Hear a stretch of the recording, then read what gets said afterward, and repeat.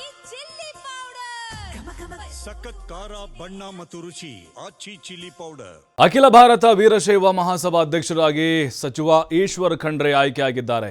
ಇಂದಿನ ರಾಷ್ಟ್ರೀಯ ಕಾರ್ಯಕಾರಿ ಸಭೆಯಲ್ಲಿ ಈಶ್ವರ್ ಖಂಡ್ರೆ ಅವರನ್ನ ಅವಿರೋಧವಾಗಿ ಆಯ್ಕೆ ಮಾಡಲಾಗಿದೆ. 24ನೇ ರಾಷ್ಟ್ರೀಯ ಅಧ್ಯಕ್ಷರಾಗಿ ನೇಮಕಗೊಂಡಿದ್ದಾರೆ ಈಶ್ವರ್ ಖಂಡ್ರೆ ಅವರು. ಯಡಿಯೂರಪ್ಪನವ್ರಿಗೆ ಈ ಒಂದು ಪಟ್ಟವನ್ನು ಕೊಡಬೇಕು ಅಂತ ಚರ್ಚೆಗಳು ನಡೀತಾ ಇತ್ತು. ಆದರೆ ಈಗ ಈಶ್ವರ ಖಂಡ್ರೆ ಅವರಿಗೆ ಈ ಒಂದು ಜವಾಬ್ದಾರಿಯನ್ನು ಕೊಟ್ಟಿದ್ದಾರೆ. ಶಾಮನೂರು ಶಿವಶಂಕರಪ್ಪನವರೇನು ಹಿರಿಯ ಕಾಂಗ್ರೆಸ್ನ ಶಾಸಕರು ನಿಧನರಾದರು, ಅವರಿದ್ದರು ಮೊದಲು, ಅವರು ನಿಧನರಾದರು. ಹಾಗಾಗಿ ಸ್ಥಾನ ತೆರವಾಗಿತ್ತು. ಹಾರ ಹಾಕಿ ಈಶ್ವರ ಖಂಡ್ರೆ ಅವರನ್ನು ಅಭಿನಂದಿಸಿದೆ ಮಹಾಸಭಾದವರೆಲ್ಲರೂ ಕೂಡ ಅವರನ್ನು ಅಭಿನಂದಿಸಿದ್ದಾರೆ.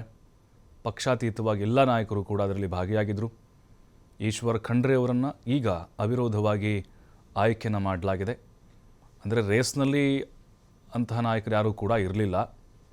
ಯಾಕಂತ ಹೇಳಿದ್ರೆ ಈಶ್ವರ್ ಖಂಡ್ರೆ ಅವರು ಆ ಸಮಾಜಕ್ಕಾಗಿ ಸಾಕಷ್ಟು ರೀತಿಯಾದಂಥ ಕೊಡುಗೆಗಳನ್ನು ಕೊಟ್ಟಿದ್ದಾರೆ. ಮತ್ತು ಶಾಮನೂರು ಶಿವಶಂಕರಪ್ಪನವರಿದ್ದರು, ಅವರ ಜವಾಬ್ದಾರಿಯನ್ನು ಇವರು ಹೊತ್ತರೆ ಅನುಕೂಲ ಆಗುತ್ತೆ ಅನ್ನುವಂಥ ನಿಟ್ಟಿನಲ್ಲಿ ಆ ಸಮಾಜದ ಎಲ್ಲ ನಾಯಕರು ಕೂಡ ಚರ್ಚೆಯನ್ನು ಮಾಡಿ ಅವ್ರನ್ನ ಮಾಡಬೇಕು ಅಂಥೇಳಿ ನಿರ್ಧಾರಕ್ಕೆ ಬಂದಿದ್ದಾರೆ. ಕಾರ್ಯಕಾರಿ ಸಮಿತಿಯ ಸಭೆ ಜರುಗಿದೆ.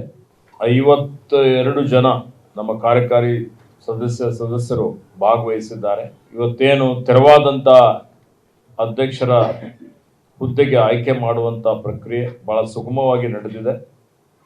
ಮತ್ತು ಇವತ್ತು ನನಗೆ ಅವಿರೋಧವಾಗಿ ಎಲ್ಲರೂ ಸಹಕಾರ ಮಾಡಿ ಇವತ್ತು ಅಖಿಲ ಭಾರತ ವೀರಶೈವ ಲಿಂಗಾಯತ ಮಹಾಸಭೆಯ ರಾಷ್ಟ್ರೀಯ ಅಧ್ಯಕ್ಷರನ್ನಾಗಿ ಆಯ್ಕೆ ಮಾಡಿದ್ದಾರೆ. ಅದಕ್ಕೆ ನಾನು ಎಲ್ಲ ಕಾರ್ಯಕಾರಿ ಸಮಿತಿಯ ಸದಸ್ಯರಿಗೂ, ಎಲ್ಲ ಅಭಿಮಾನಿಗಳು ಎಲ್ಲ ನಮ್ಮ ಅಖಿಲ ಭಾರತ ವೀರಶೈವ ಲಿಂಗಾಯತ ಮಹಾಸಭೆಯ ಸದಸ್ಯರಿಗೂ ನನ್ನ ಪರವಾಗಿ ಅವರಿಗೆ ಕೃತಜ್ಞತೆಗಳನ್ನು ಸಲ್ಲಿಸುತ್ತೇನೆ. ಬಂಧುಗಳೇ, ಇವತ್ತು ಅಖಿಲ ಭಾರತ ವೀರಶೈವ ಮಹಾಸಭೆ ಸಂಸ್ಥಾಪನೆ ಆಗಿದ್ದಂಥದ್ದು ಸುಮಾರು 122 ವರ್ಷಗಳು ಕಳೆದು ಹೋಗಿದ್ದಾವೆ. ಇವತ್ತು 1904ರಲ್ಲಿ ಪರಮಪೂಜ್ಯ ಹಾನಗಲ್ ಕುಮಾರೇಶ್ವರರು ಸ್ಥಾಪನೆ ಮಾಡಿದಂಥ ಈ ಒಂದು ಸಂಸ್ಥೆ ಇದೊಂದು ಸಾಮಾನ್ಯ ಸಂಘ ಸಂಸ್ಥೆಗಳಂತಲ್ಲ. ಈ ಸಂಸ್ಥೆ ಇವತ್ತು ಅಖಂಡ ವೀರಶೈವ ಲಿಂಗಾಯತರು ಇಡೀ ಜಗತ್ತಿನಲ್ಲಿ ಏನೇನು ಇದ್ದಾರೆ ಅವರೆಲ್ಲರ ಪ್ರಾತಿನಿಧಿಕ ಸಂಸ್ಥೆ ಆಗಿ ಅವರ ಸಾಮಾಜಿಕ, ಶೈಕ್ಷಣಿಕ, ಸಾಂಸ್ಕೃತಿಕ ಎಲ್ಲ ರೀತಿಯ ಹಿತವನ್ನು ಕಾಪಾಡುವಂಥದ್ದು. ಮತ್ತು ಈ ಒಂದು ಕಾಲಕ್ಕೆ ರೇಣುಕಾದಿ ಆಚಾರ್ಯರು, ಬಸವಾದಿ ಶರಣರು ಈ ಸಮಾಜವನ್ನು ಬೆಳಗುತ್ತಾ ಬಂದಿದ್ದಾರೆ.